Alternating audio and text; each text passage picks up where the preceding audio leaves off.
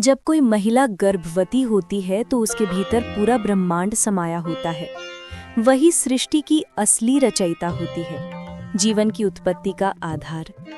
और जब हम किसी के प्रति पूरे मन से समर्पित हो जाते हैं तो हमें एहसास भी नहीं होता कि धीरे धीरे हम उनके जैसे बनने लगते हैं।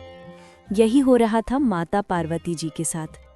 यही कारण है कि नव दुर्गा की सारी कहानियां माता पार्वती जी के अलग अलग रूपों से जुड़ी हुई हैं। दोस्तों, अगर आप भी नवरात्रि की पावन कथा और नौ दुर्गा के अद्भुत रहस्य जानना चाहते हैं तो इस वीडियो को अंत तक जरूर देखें।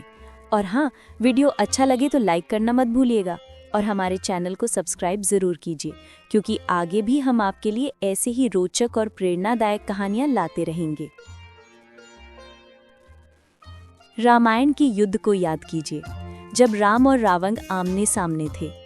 उस समय भी राम जी ने लगातार 9 दिनों तक माता दुर्गा की आराधना की और 9वें दिन देवी माँ ने स्वयं प्रकट होकर राम जी को विजय का आशीर्वाद दिया। तभी तो 10वें दिन दशहरा मनाया जाता है। आज हम आपको सुनाने वाले हैं नव दुर्गा के 9 रूपों की गाथा और उनके पीछे की अद्भुत कहानियां।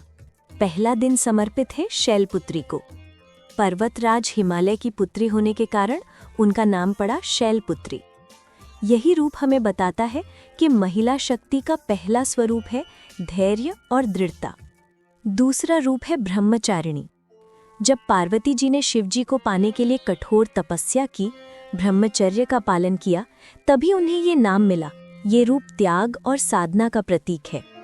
तीसरे दिन पूजी जाती है चंद्र घंटा। उनके मस्तक पर अर्धचंद्र का निशान शिव के साथ एकत्व की आकांक्षा को दर्शाता है। ये रूप साहस और वीरता का प्रतीक है। चौथा रूप है कूष्मांडा। माना जाता है कि जब पहली बार पार्वती माँ ने गर्भ धारण किया, तभी उनका ये स्वरूप प्रकट हुआ। जैसे हर माँ अपने गर्भ में सृष्टि को धारण करती है, वैसे ही कूष्मांडा जीवन का उद्गम मानी जाती हैं। 5वें दिन आती है स्कंद माता। जब वे कार्तिकेय की माता बनी, तब ये रूप प्रकट हुआ। हर माँ जब अपने बच्चे को गोद में उठाती है तो वही शक्ति, वही वात्सल्य स्कंद माता के रूप में पूजनीय हो जाता है। छठा रूप है कात्यायनी। ऋषि कात्यायन की घोर तपस्या से प्रसन्न होकर पार्वती जी उनकी पुत्री बनी। ये रूप बल, सौंदर्य और न्याय का प्रतीक है। 7वां रूप है कालरात्रि। ये सबसे भयानक और शक्तिशाली रूप है, जो हर विपत्ति, हर भय और हर अंधकार को समाप्त कर देता है। ये रूप हमें सिखाता है कि माँ का एक पहलू करुणा है तो दूसरा पहलू प्रचंड शक्ति। 8वां रूप है महागौरी। कठोर तपस्या से उनका रंग काला हो गया था, लेकिन जब शिवजी ने उन्हें गंगा में स्नान कराया तो उनका रूप उज्जवल गौरवर्ण हो गया। ये रूप शुद्धता और नई ऊर्जा का प्रतीक है। 9वां और अंतिम रूप है सिद्धिदात्री। जो भी भक्त पूरी श्रद्धा से इनकी पूजा करता है, उसे 8 सिद्धियां प्राप्त होती हैं। ये रूप कृपा, आशीर्वाद और पूर्णता का प्रतीक है। और जब ये 9 दिन पूरे होते हैं तो आता है दशहरा। राम जी ने माता दुर्गा की पूजा कर आशीर्वाद लिया, तभी रावण पर विजय संभव हुई। इसीलिए हम कहते हैं कि बुराई कितनी भी बड़ी क्यों न हो, अच्छाई हमेशा विजयी होती है।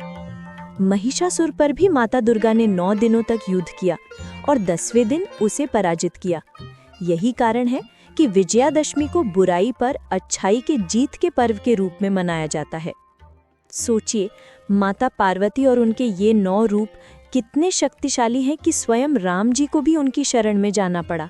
तो दोस्तों, ये थी नवरात्रि और 9 दुर्गा के 9 रूपों की अद्भुत कथा। अगर कहानी पसंद आई हो तो वीडियो को लाइक करें, शेयर करें और हमारे चैनल वीरगाथा को सब्सक्राइब करना न भूलें। फिर मिलेंगे एक और दिव्य और प्रेरणादायक कहानी के साथ। जय माता दी।